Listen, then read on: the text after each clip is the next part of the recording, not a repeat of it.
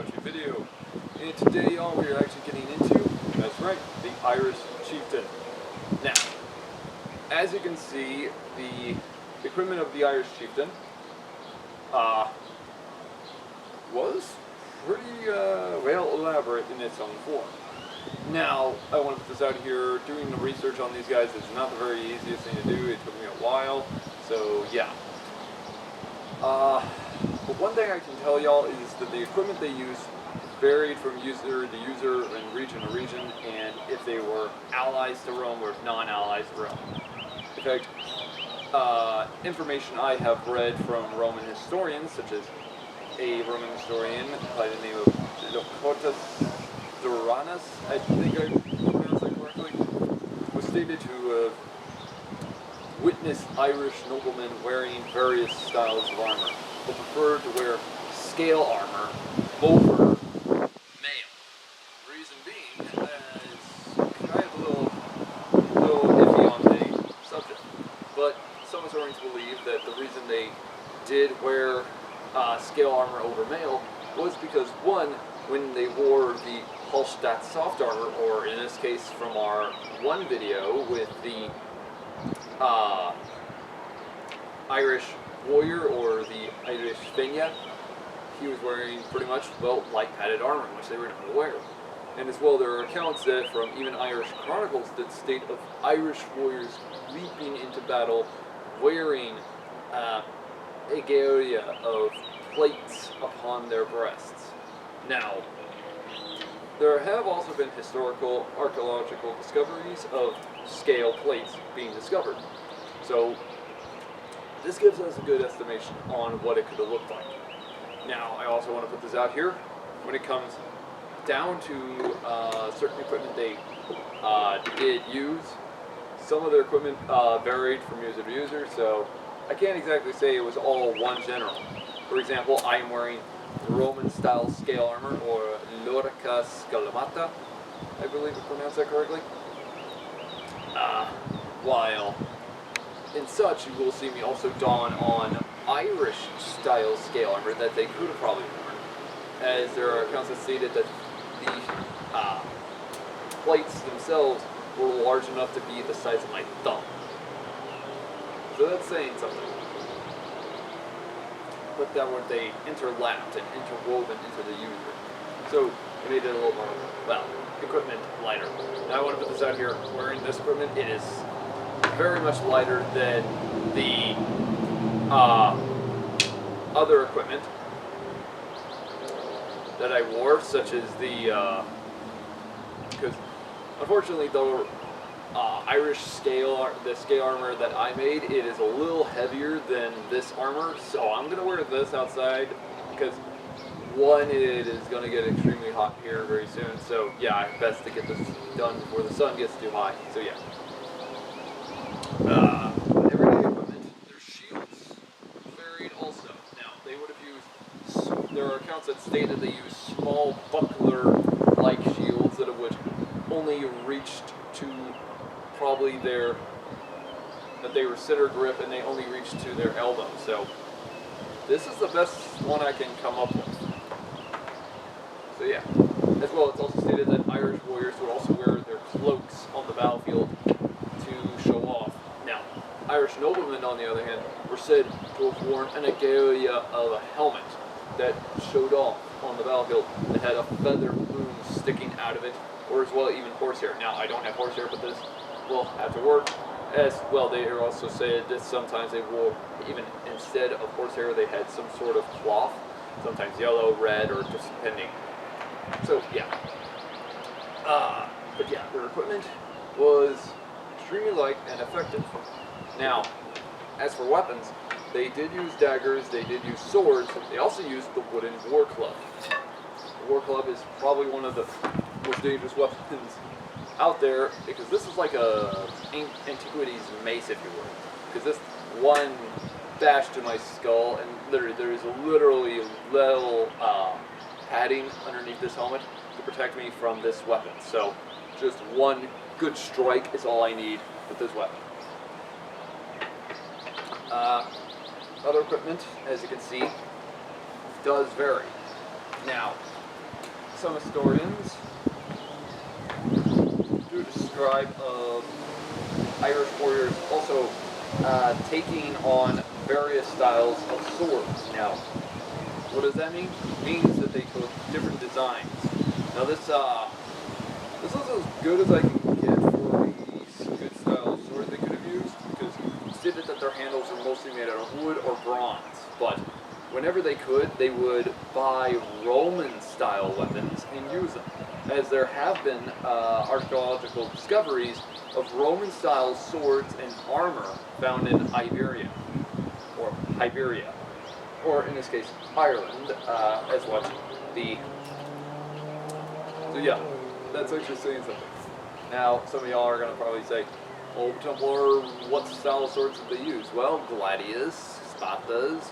There are also various other styles of weapons, such as the Celtic style swords and such. There have also been discovered of armor like this in royal tombs. Now, for shields, though, you're going to see different variations. Like, they did use small shields like this, but they also were said to have used large oval shields that reached up to their shoulder, or as well, even small buckler small round shields that were, I guess, buckler size is the best way I could put it. Now, around my neck, I am also wearing a torque. The torque symbolizes, well, my wealth and status. So yeah, I don't know if y'all can see that underneath the cloak, but yeah, it's one of the most enduring poses of an Irish, a Celtic warrior. As well, they would have also worn multiple rings. In fact, it's actually said that in some accounts, like Tacitus, that states that Irish warriors wore various rings on their arms, some of which went all the way up to their shoulders. I don't know if that's true or not, though, so yeah. But it is said, though, that when they fought, they always fought wearing a embroidered tunic to show off. So that's the best way to say it. The fact that, hey, look, I'm wealthy, come flank me. So, yeah. Anyways, let's get right into the video, shall we?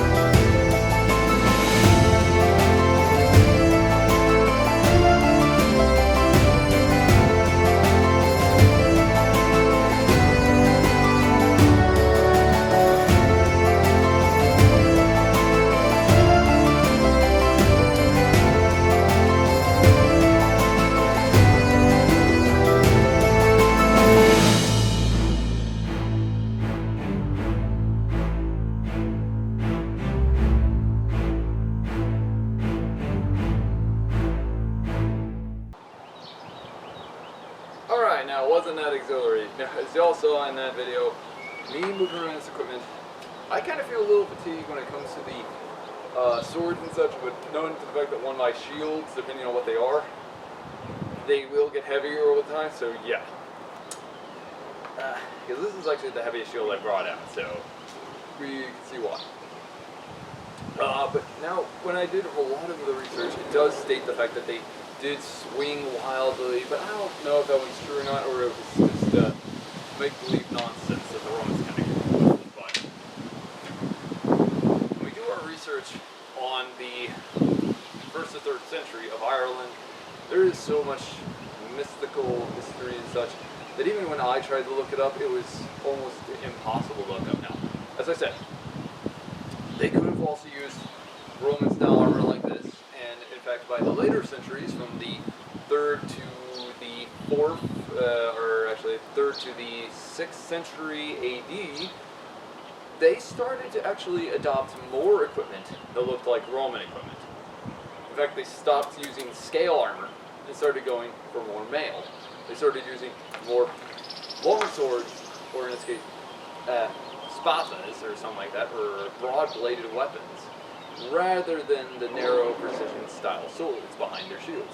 But they started to slowly dissolve from the oval style shield to a more round style shield. And for obvious kind of reasons, I'm believing. One, it's going to be a lot easier to carry a certain amount of equipment, knowing to the fact that one, you can carry it everywhere. So, how long did these warriors fight for, like, on the battlefield? Like, how long was their equipment used?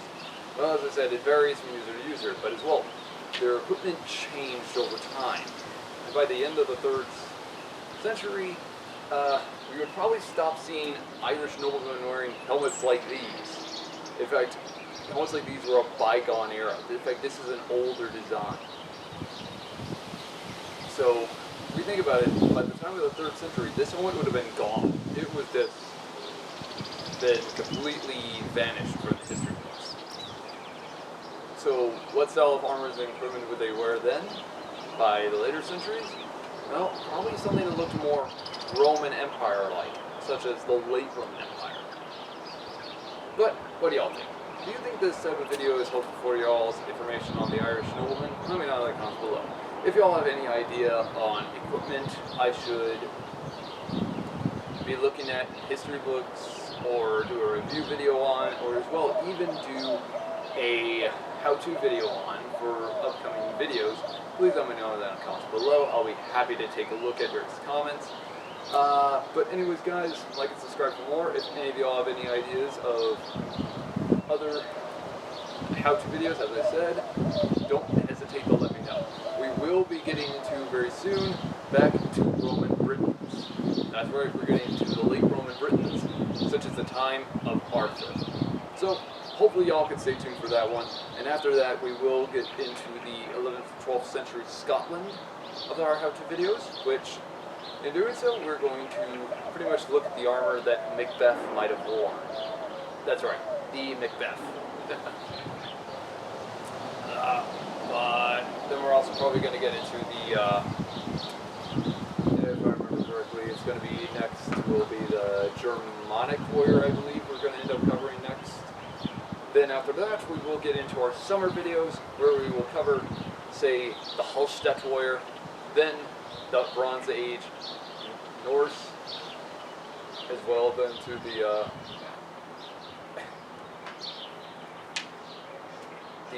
Etruscan and Roman culture, or as it's called, the Lanuvian culture. I think I pronounced that correctly.